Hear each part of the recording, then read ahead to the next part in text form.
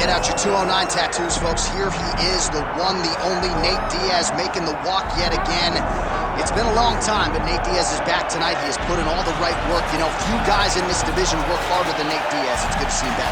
And you notice it, John, right? The cardio. The cardio is one thing that stands out about Nate Diaz. He looks like he's just touching guys with all of the strikes, but the build-up, all the activity that he puts out usually will make his opponents wilt. And once he gets him to the ground, he's a jiu-jitsu black belt that can finish the fight with a number of submissions. And he'll hit you with the open hand, too. He'll invoke that Stockton slap. You think we see that tonight? Stockton slap, but it's just so disrespectful. But I love watching it. It's so Nate Diaz. Gotta get you a Lafayette slap or something. Good to see Nate Diaz back here tonight. One of the biggest fan bases in the world, and they are all watching the pride of Stockton, California here tonight.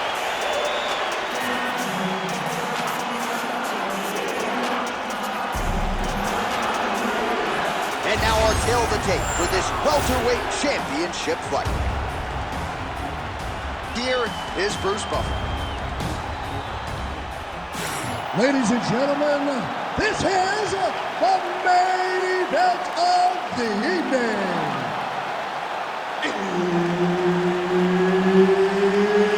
It's time! 5 rounds for the undisputed UFC welterweight championship of the world. Introducing first, fighting out of the blue corner, presenting the challenger, Jorge Gamebred Masvidal. And now, introducing the champion, fighting out of the red corner, ladies and gentlemen, presenting the reigning, defending UFC welterweight champion of the world, Nate Diaz!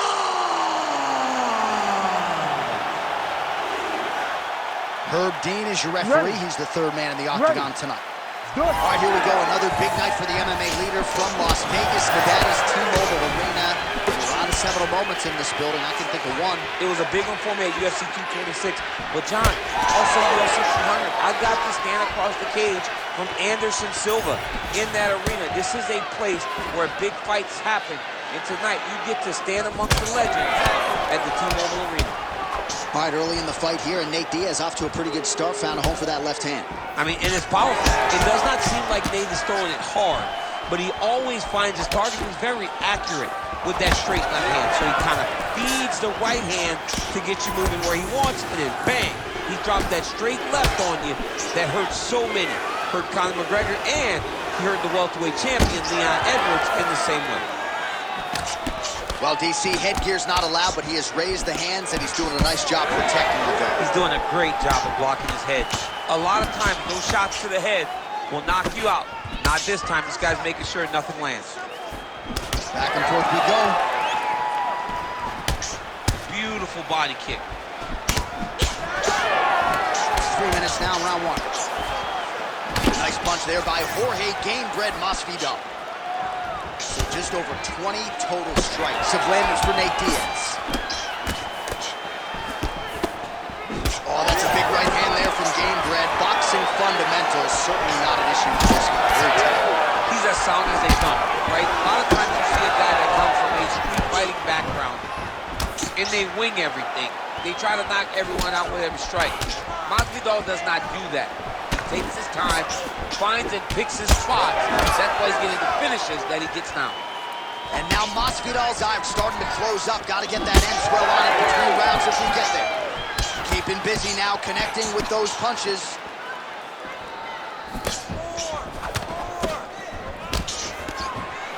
Big power shot there.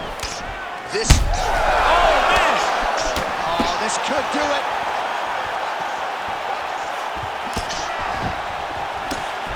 All right, well, good news is he rocked him. Bad news is...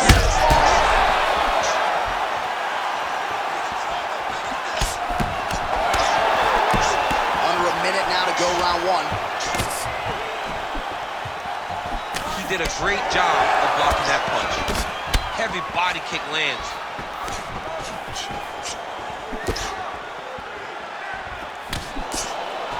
And just misses with that big right hand. flips the punch. All right, so now blood is a factor. You see that he has been opened up in that eye area. Yeah, he's got hit in the eye, and now there's a cut. But it's nothing to worry about too much now. But he's got to be very careful with it as we go forward. 5 minutes in the books. All right, there's the horn, an appreciative crowd responding in kind. He rocked his opponent multiple times there in that round, looked very confident in doing so. They might even bring in the RP. I mean, it was relaxation at its finest, just so relaxed, so comfortable in the fire, which then allowed him to land these big strikes that had his opponent buzzed on many, many occasions. But he cannot get desperate. Don't go crazy trying to finish the fight. Let it come to you. Round 2 now. Nate Diaz Ready to fight? and Jorge Gamebred Masvidal.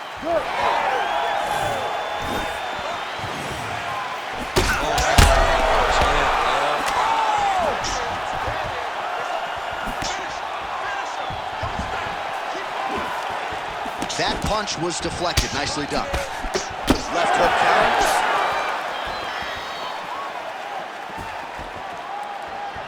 Swing and a big miss.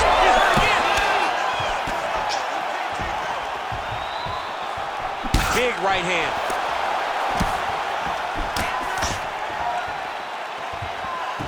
Whiffs on that offering.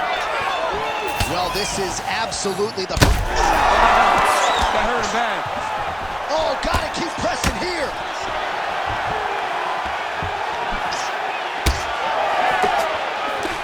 Huge block there. Oh, Masvidal in a real flow here, sticking and moving. Crowd is like just reacting every time he moves.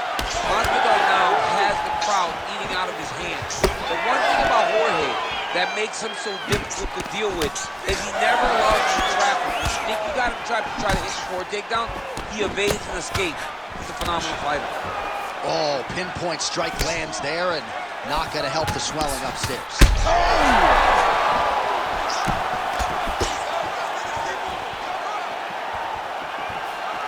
Oh, nice straight left. Quick jab lands there. He's throwing these punches in combination, really dictate the pace to his opponent. And now some separation. Well, the more things change, the more they stay the same. He continues to land a high volume of strikes on his opponent at will. Well, I mean, John, the guy can fight everywhere. And he can fight everywhere, meaning he can fight on the ground, he can fight in the stand-up, but he's also able to do it because his cardio is so good. Right. This is one of the best fighters that we have seen for a long time, and it is showing in this performance. And now Masvidal's nose is bleeding now. Looks to be cut perhaps there on the bridge. And both... Oh, he's still hurt. Look at that. He can't even stand. Under a minute to go.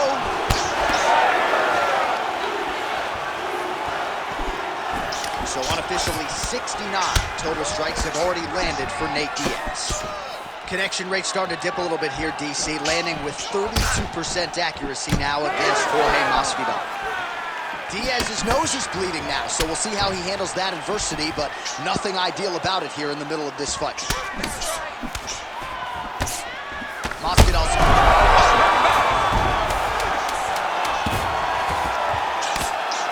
Nice movement to avoid some of those strikes from the top. Oh, so there's the horn signaling the end of the round. Thankfully for him, that'll keep him in the fight. Knocked down near the end of the round. Saved by the bell, ladies and gentlemen. But you're fine. This round, let's get on your bicycle. Use the optimal. All right, so there's the horn signifying the end of the round. We had a knockdown there, but not a knockout. No, it wasn't a knockout, but you can't take those shots. That big punch landed, and it sat him down. If he gets hit with another one of those, it might be good night, Irene.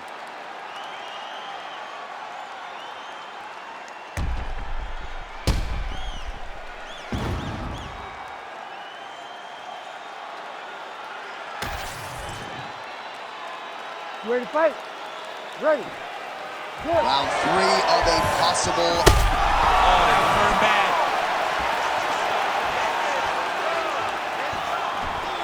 Oh, look at that. Oh, my goodness. Oh. That is gonna do it! Oh, my God.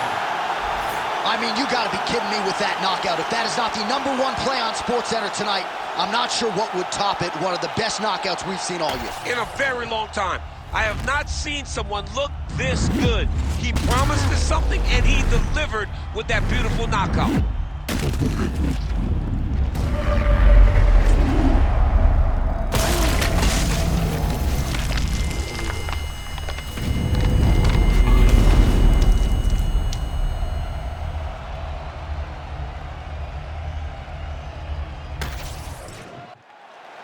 All right, the decision is inside the octagon. We send it to the veteran voice. Here's Bruce Buffer. Ladies and gentlemen, referee Herb Dean's called a stop to this contest at 20 seconds of round number 3, declaring the winner by knockout and still the undisputed UFC welterweight champion of the world, Nate Diaz! All right, well, when he has been active, he has been dominant, and Nate Diaz got it done the big way here tonight, DC. I know you're pretty impressed here sitting octagon side. As he's gotten older, he's only gotten better. He's